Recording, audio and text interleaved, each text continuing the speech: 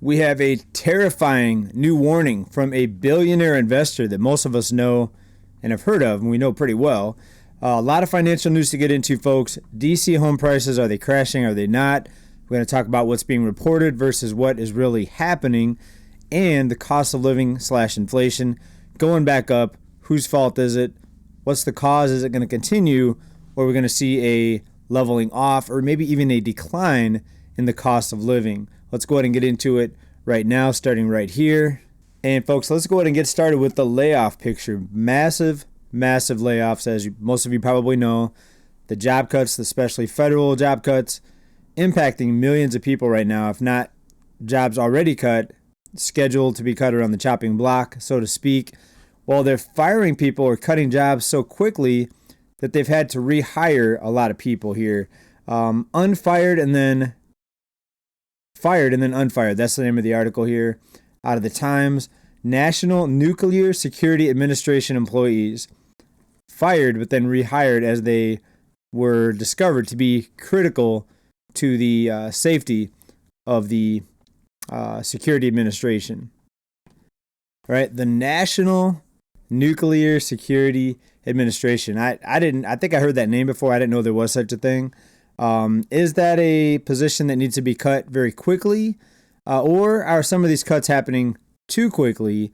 Look at all the plane crashes now. We have a big surge in plane crashes, and a lot of people are pointing to because FAA firings and layoffs are happening, and we'll have to see if this trend continues. I mean, right now, a lot of people are saying it's just a coincidence, has nothing to do with it, it's not related.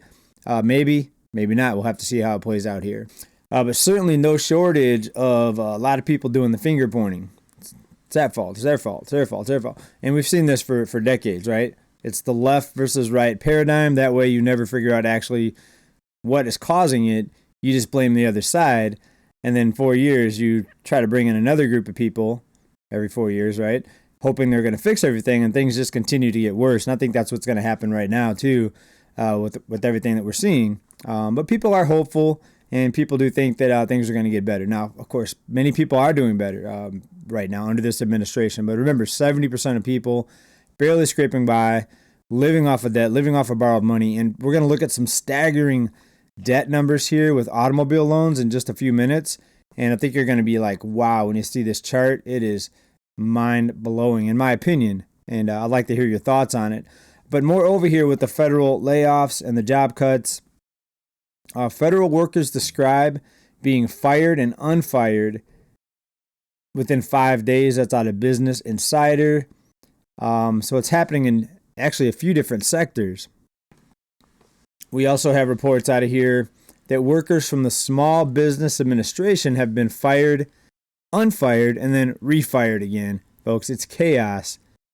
Business Insider spoke to 2 workers who received termination notices, then later got them rescinded. Those workers ended up getting terminated despite trying to take buyouts. Now, what many people are saying is that a lot of these cuts are because they're going to lose a lot of money in taxes, because big corporate tax cuts that lowers the revenue that the government takes in. Big tax cuts for corporations, of course, like we saw a few years ago, going to happen again. And that lower income or that lower revenue now needs to be offset by job cuts. So are a lot of these job cuts just being cut just to try to level off some of the corporate tax cuts and that lost revenue? So we'll have to see again. Nobody knows exactly this soon.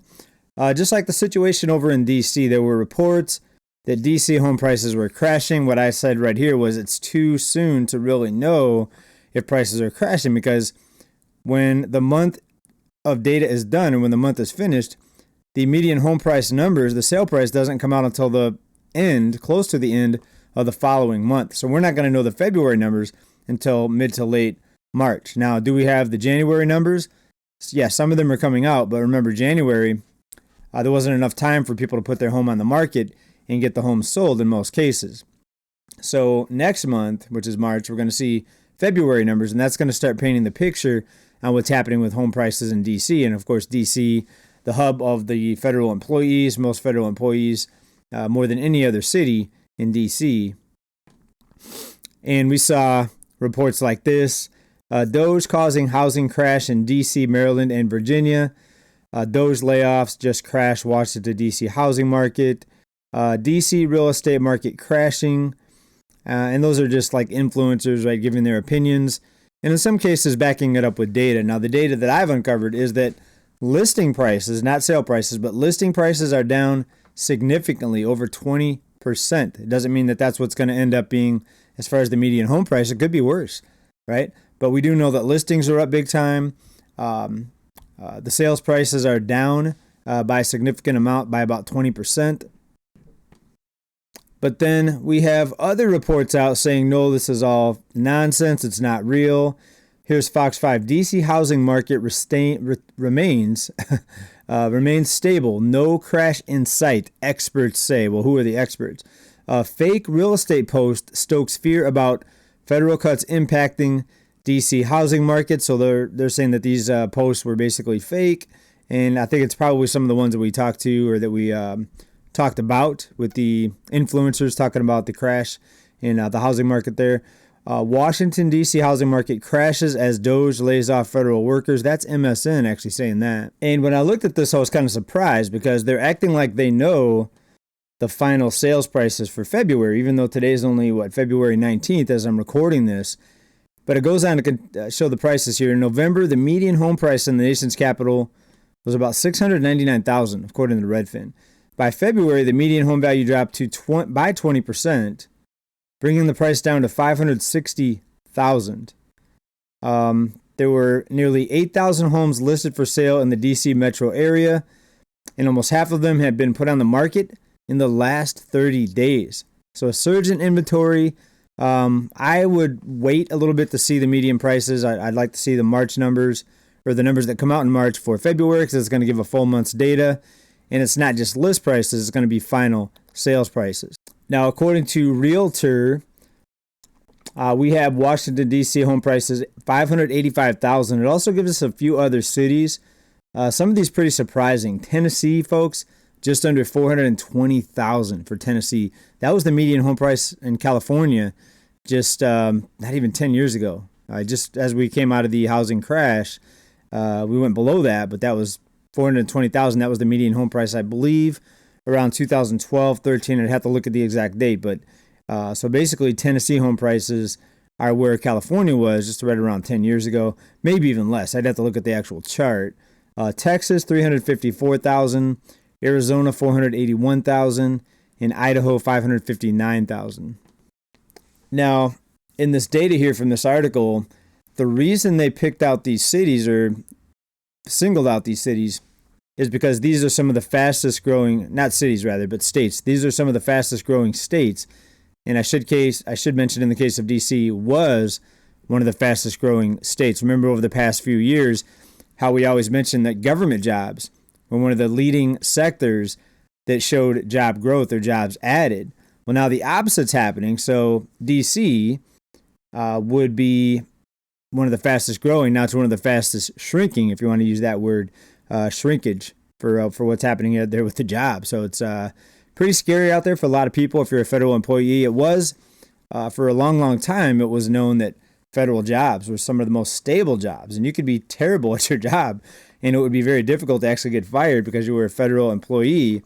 And, of course, we see a lot of people in positions of power do a terrible, terrible job, and they end up keeping their job, and not just that, ending up getting promotions and getting moved on to other positions within the system, even though they failed miserably. Look at the war on inflation right now, right? They're saying there's a war on inflation, but the ones fighting the war for us, what we're told is the central bank and the policymakers, they're failing miserably. Look at the Inflation Reduction Act. Did it help?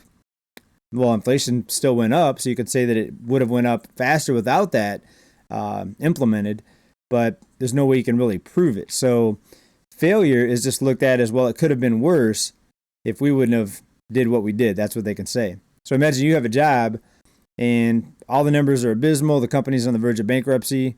You're not selling anything. Let's say you're a salesperson. Well, you could say, well, it would have been worse with the other guy. So you have to keep me and give me a raise and give me a promotion. All right, Ray Dalio's out there, and he has a message. He says, cut debt now or face an economic heart attack. That is a quote. That is a quote. So are we going to cut debt, or are we just going to cut it over here just to add it over here? You know what I'm saying? So is it just a bait and switch? Is that what they call it?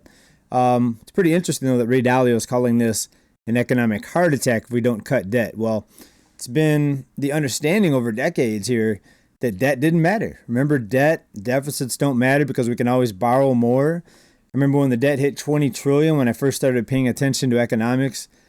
I thought 20 trillion, wow, that's unsustainable. Something's going to collapse. It just keeps going and going and going. And then, of course, looking into it, I found out that everything's just a fiat system of money. So there is no end to it. It could be 100 trillion. It could be 200 trillion because it's not real money. There's no asset behind the money. It's just created on a digital screen or out of thin air, as some people would say. So when you look at that, then you have to start scratching your head and saying, maybe there isn't any limit to this.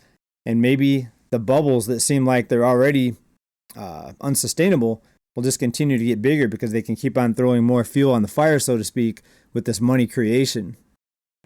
All right, and of course, we have the usual people out there talking about how tariffs are going to increase prices. We have the Federal Reserve minutes out, and that was one of the areas that they honed in on because people were asking about that, is the tariffs. And they're going to, of course, they say may, because if they're wrong, they could say, well, we didn't say definitely. We said they may increase prices. Well, what's your guess down there in comments?